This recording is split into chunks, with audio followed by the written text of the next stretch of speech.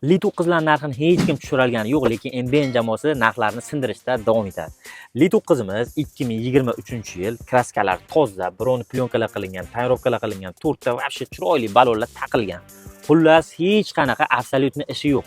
Olasiz, mazza qilib minasiz. Monitorlarning tushib chiqishini qarang. Ajoyib. Juda ham zo'r ishlangan mashina, o'zimga rosa ham yoqadi. Xolodilniklari ishlab turibdi ekan. Voy, muzlatib. Kamerani teksizmi? Muzlayligini qarang. Narxini eshitmasdan oldin bizga obuna bo'lib qo'yish esdan chiqmasin. Chunki bunaqa mashinalar faqat NBN da bo'ladi. Narxini $58,000 deb olib keluvdilar.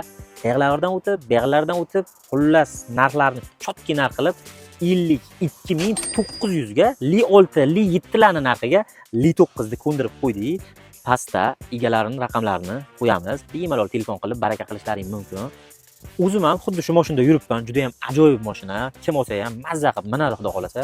O'zim boshqa mashinalarni hammasini minib ko'rdim, lekin Li9 olib sotib yuboruvdim-da, keyin yana 3-4 oydan keyin baribir shuni olishga majbur qildi shu mashina.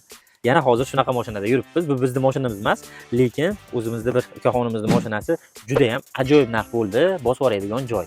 Gazini bosib yuborasiz.